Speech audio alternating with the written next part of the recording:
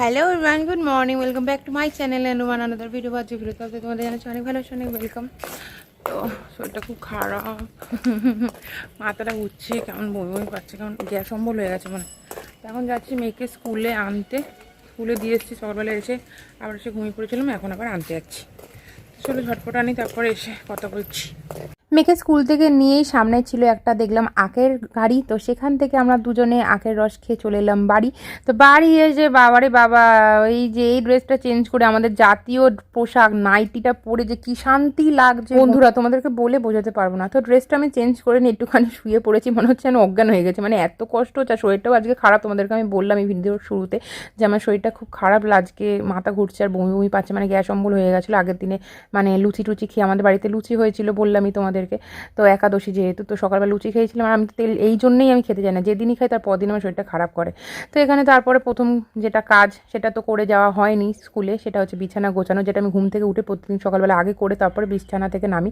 তো সকালবেলা উঠে তো চলে গেছিলাম, তাই হয়নি। তো তারপরে ফ্রেশ হয়ে নিয়েছি, মুখটা ধুয়ে নিয়েছি, বাইরে যা ধুলো, আর মাঝে মধ্যে এত রোদ উঠছে আর তার মধ্যে আবার বৃষ্টি পড়ছে, আবার মেঘলা হয়ে যাচ্ছে, কি হতে যাচ্ছে আমি যেটা নিজেই বুঝতে পারছি না। তখন আমার এখানে একটু পিম্পল বেরিয়ে যাবো,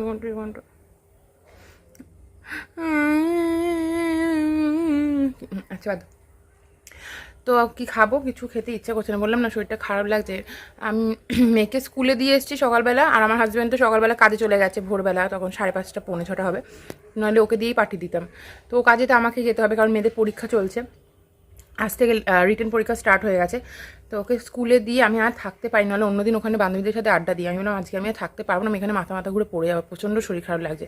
তো অনেক কষ্ট করে বাড়িতে চলে এলাম, এসে আমি একটু ঘুমাতে একটু রিল্যাক্স ফিল করছি, এখন একটু বেটার আছে, কারণ ঘুমটা প্রপারলি আমার দরকার ছিল, বুঝতে পেরেছি। আমি ওষুধও খেয়েছিলাম, গ্যাসের ওষুধ খেয়েছিলাম, তারপরে গা গোলা ছিল যেহেতু আমি অনডিম 8 খেয়েছিলাম, বমির ওষুধ খেয়ে তারপরে ঘুমিয়ে আমি এখন একটু বেটার আছি।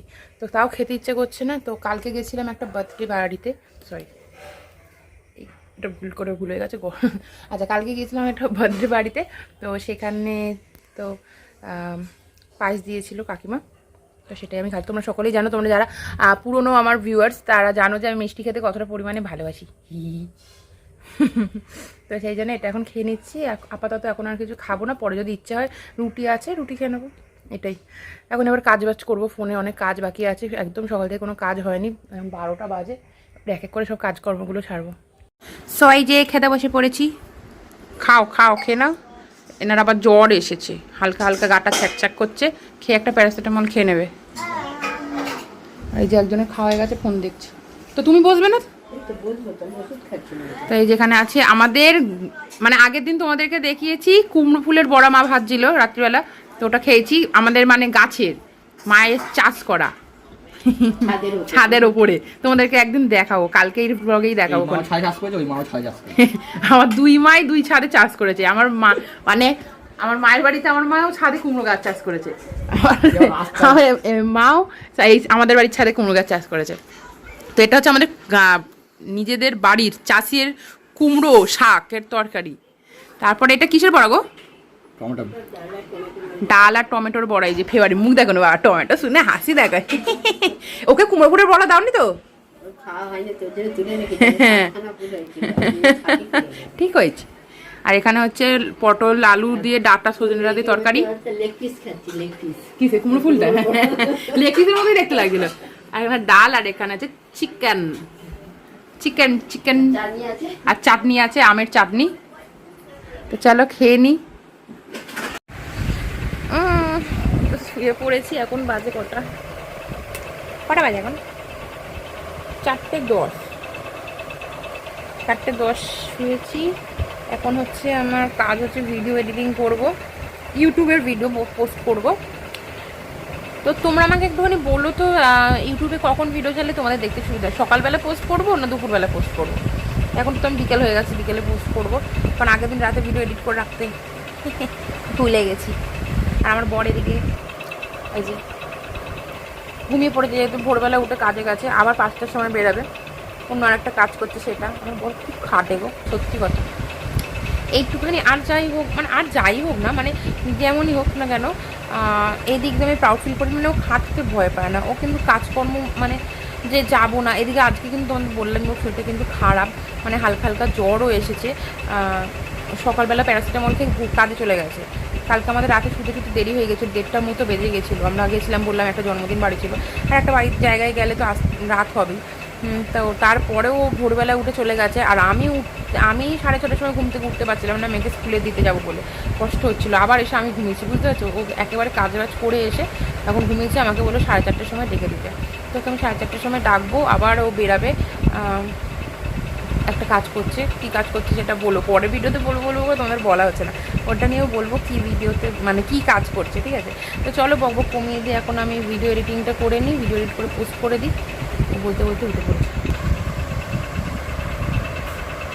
আর ডাকতে হবে না, উঠে পড়েছে একেবারে রেডি হয়ে বেরিয়ে যাবে, দেখলে? এরমই মায়া লাগে, কিন্তু কী করবো, কাজ তো করতে হবে। चलो चलो चलो चाय आ गई, जल्दी से चाय पी लो, ठंडी हो गई। ठंडी नहीं हुई अभी तक। মেয়েকে পাঠিয়ে দাও, বুঝলে? আন্টি চলে আসবে এক্ষুনি। শরীরটা খুব খারাপ লাগছে, আমার বড় তো জ্বর শুনে যেন আমারই নিজেরই কেমন মনে হচ্ছে, যেন ভগবান করে আমার জ্বর হলে পুরো বাড়ি ঘর মাথায় উঠে যাবে।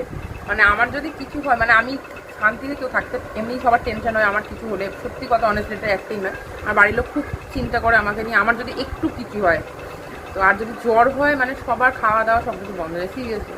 আর আমার নিজের কষ্ট হয়, জ্বর 3 দিন যা কষ্ট, মানে মনে হয় মরে গেলে এর থেকে ভালো। প্রচণ্ড আমার জ্বর হয় না, কিন্তু বছরে একবার হলেও, মানে 2 বছর 1 বছর ছাড়া ছাড়া হয়, যেন নাই হয়। কাণ্ড দেখো, পড়তে বসেছে এই যে একজন, আর একজন ওকে ডেকেই যাচ্ছে, ওর খেলার সাথী ওইটা, দেখো ম্যামও করে যাচ্ছে।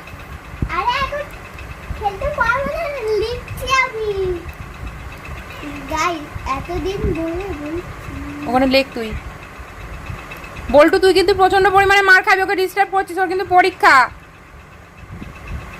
বল্টু,